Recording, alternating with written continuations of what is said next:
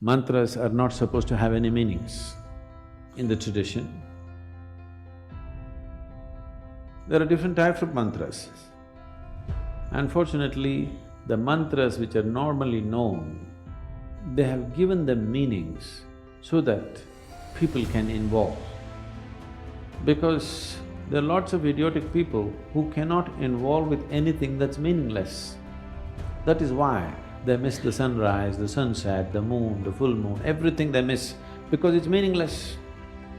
What is the meaning of a full moon? There is no meaning, only if you're in love it means a lot.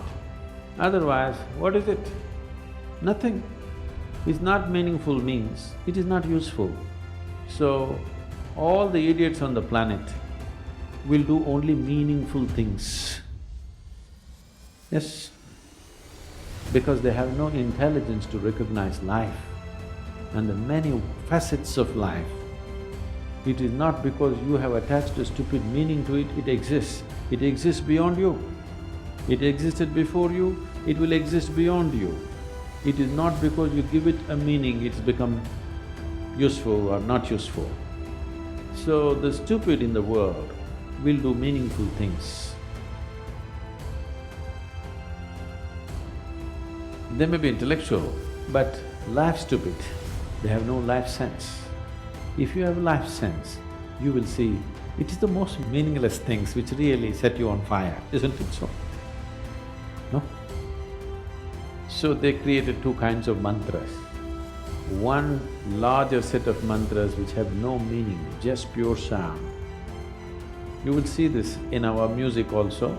The Yaksha program happened just now and many of our people who are looking for meanings were thoroughly bored because they're doing alap for 40 minutes,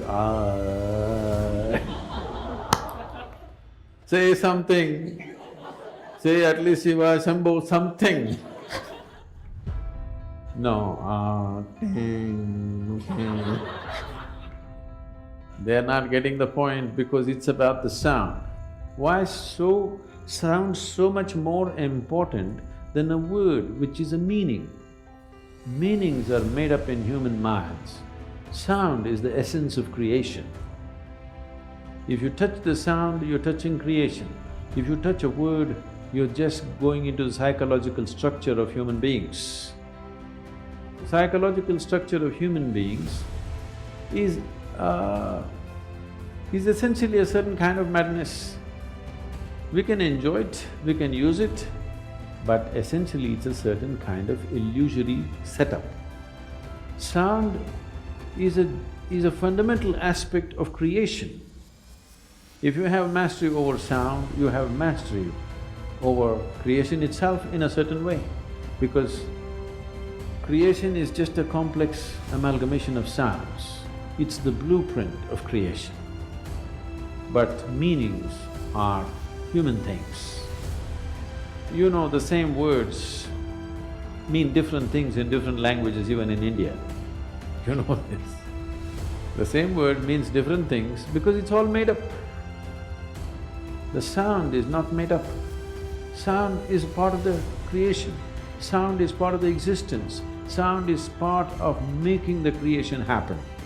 Right now, the whole creation is reverberating in a certain way. You cannot hear it, it doesn't matter. But the words and meanings are a human making. It is meaningful only as a conspiracy. When I say a conspiracy, do you hear what the cricket is saying? What is he saying? You don't know, but they're talking. They're also like you. Some of them are just making sound, just doing alap. Just sound, simply enjoying the sound. Enjoying the creation in one sense means enjoying the sound of it. If you don't have a keenness to listen, if you don't have a keenness to pay attention, you cannot enjoy any aspect of creation, actually. You will only enjoy psychological patterns in your head. So this is the reason why most human beings want to speak, most of the time they want to be talking. Not because they have something to say, because they have to find meaning. Simply, either silence or sound, both are too overwhelming. That is why when we say spiritual process, First thing is silence. If you are psychologically very stable, you may say, okay, 30 days silence, 60 days silence. If you're psychologically fragile, we'll say, okay, 3 days. 3 days also people go crazy, we'll say, okay, half a day silence, up to noon silence, after that you blabber. They usually make it up afternoon. Those of you who talk a lot, you know, meaning is meaningless. You can simply talk. A whole lot of people are experts, they can simply speak without any meaning. They have understood the importance of sound. They can go on talking without making any meaning. Now, if you were a bird, we would pardon you.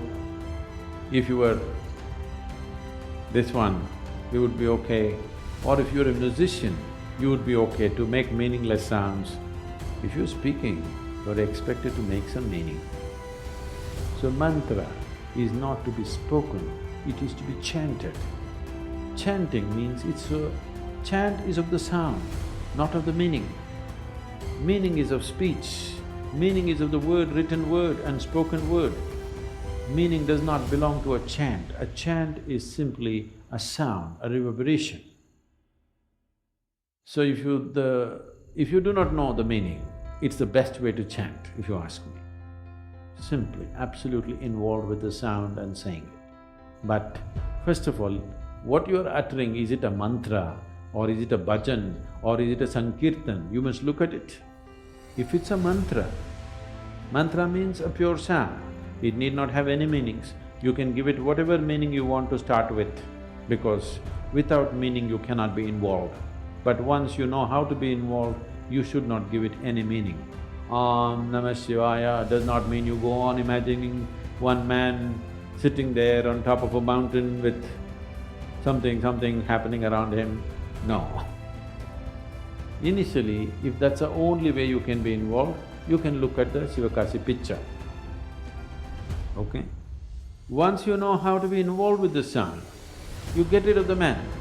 He's not needed, he's a disturbance. I'm telling people in Sanyama, they're chanting. Their question is, if Shiva comes, I'm falling so many times, if he comes, just ignore him. Because that's not the thing about mantra. The mantra is that you involve yourself in the sound, because you yourself, your physical thing is a certain pattern of sound. Right now you're trying to make yourself into a different pattern of sound, so that this sound becomes an access point to the larger sound which you call as the cosmos. A larger arrangement of sounds is cosmic in nature. Now, you use a certain key sounds in a particular arrangement, you know. In the safes, the locks are called a combination lock. So you have to just get it right for it to open. So mantra is a combination. You get the right combination right, it will open up a doorway into creation.